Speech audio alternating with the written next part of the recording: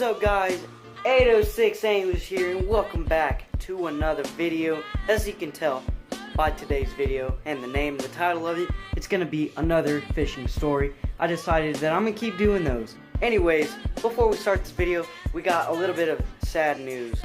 Alright guys, so as you can see here, there's one goldfish, and the other one, well, it's nowhere to be seen. So, like, the other one died. So, you know, this one's still hanging in there. You know, he's still pretty healthy. He likes to chill under there a lot, actually. Like that, like, even, I don't know why, both goldfish really like to chill under the little filter right there. I guess that's their little spot to hang out if they're just, you know, chilling out. So yeah, guys, I don't know why the fish died. I did treat the water, so no chlorine will be in the water and it won't harm them, because chlorine is bad for the fish. So what I'm thinking is, I think maybe I accidentally heard it whenever I was transporting it back in, or whenever I was taking them out, and I don't know, I just probably wasn't careful enough with it, and I really feel bad for doing that if that is the cause. But other than that, I didn't use any harmful substances to, you know, hurt the fish on the rocks when I was cleaning them. So I really don't know what happened. You know, the only thing you know, I did was I cleaned the rocks with hot water, and you know, I waited for the rocks to cool down. And then once they were cooled down and, you know, they weren't hot anymore, I put them back in the tank. So I really don't know what happened. So yeah, I'm just gonna wait till that one grows out and possibly put a bluegill in the tank. I will also be putting more structure in there. I don't know what else I'm gonna put in there. I'm probably gonna put like some driftwood or something like that, something of that kind of sort in there. Anyways, guys, hope you like this video. If you're new, please subscribe, leave a like on this video. And, well, let's get right into it. Alright guys, so today's video is mainly going to be focused on catching when I caught my PB bass. Now, my PB bass isn't like everybody else's, or like most of y'all's PB bass, where it would be like 8 pounds, 7 pounds, maybe even 10 pounds. No, mine's way smaller than that. Mine's like 2 pounds. And I am really trying to break my PB bass this summer. Like, it's got to be something at least 4 pounds or bigger. So, where I caught this was in Utah. This was a few summers ago, and I didn't really know much about bass fishing at the time. I had only like one baitcast rod and like I think one spinning rod. So, where I caught it was at Hiram Dam in Utah, and it's right there and there's a little town called Hiram, so it was named after, you know, the lake, or the reservoir. And so I was like, you know, I'm gonna go over here. And we decided to go fish. We did catch some little yellow perch. We did catch a lot smaller bass on some little crappie jigs, you know, that were like that big.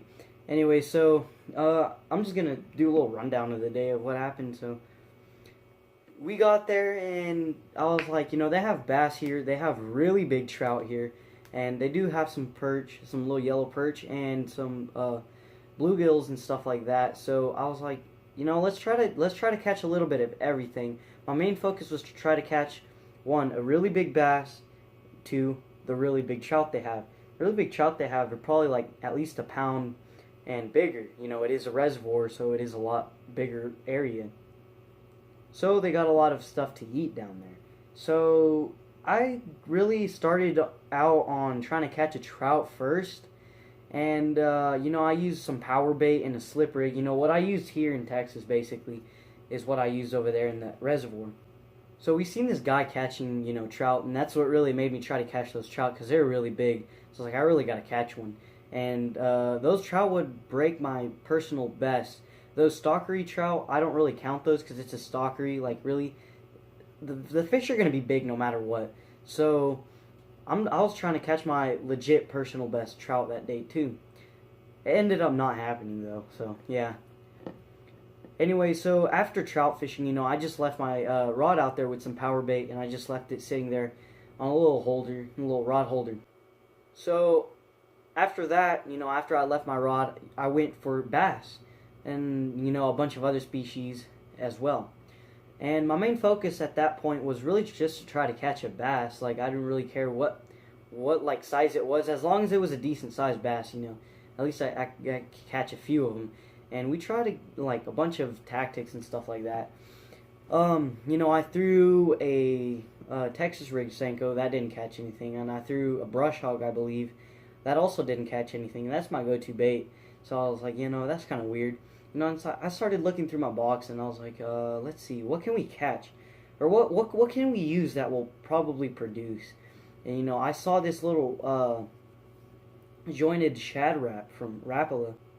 This could mimic a little yellow perch, and it was about the same size as some of the ones we were seeing. So I was like, okay, so I'm just gonna throw this. And I saw this log, like this pretty big, like huge log, just sitting there on top of some grass, and I'll show you a picture right about now. So yeah, if you saw that little log, that's where I threw my crankbait.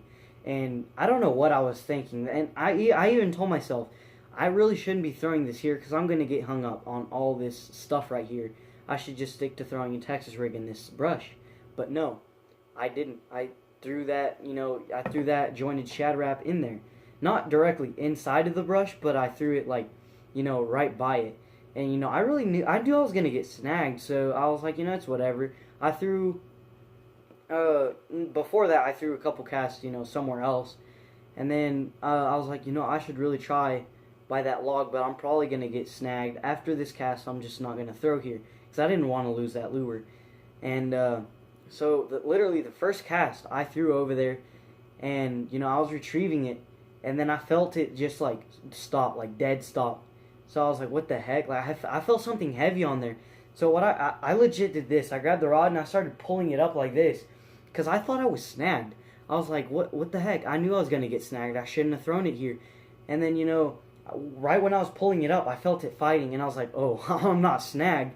So I started reeling, I set the hook, and I started reeling it in, and that's when I saw the silver belly, and I was like, oh, this is a really big bass. So I started yelling to my friend Evan. I was like, yo, I'm hooked up, I got one, it's a big one. And, I got it up to shore, and I immediately knew that it was my PB bass. Let me show you a picture of me holding it.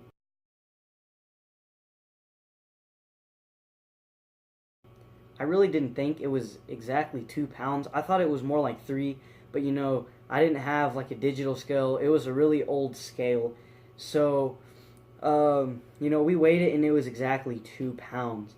So that was my PB bass, and it's still my PB bass to this day. I'm really hoping to, beat 2 pounds this summer. I'm really going after that this summer and this spring. And especially now, since the bass are on beds and stuff like that, I have the potential to beat my PB bass. So I'm really looking forward to beating it. And that's one of my goals for this year, is to catch my PB bass.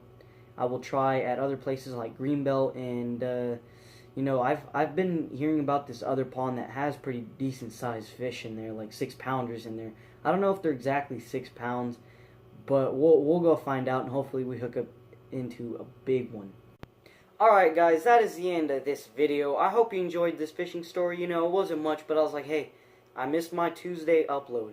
And I need to tell you guys one more thing. I don't know if I mentioned it in the intro or not, but I'm going to go ahead and just say it again anyways.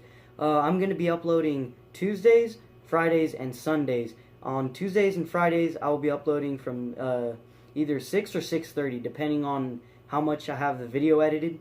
And on Sunday, I'll be putting up the video around maybe 2 o'clock or 3 o'clock, around those times. So if you're wondering, when one of my videos will come out, those are going to be the days they're going to start coming out. So be sure to keep an eye out for them on those days.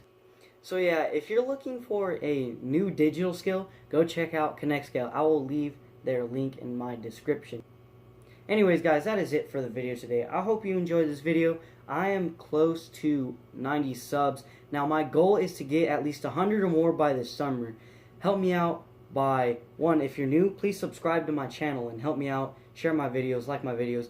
Once again, this is 86 Anglers. Thanks for watching my videos. Help me achieve my goal of 100 subs or more by this summer. Share this video, subscribe, and we'll see you on the next one. Tight lines, guys.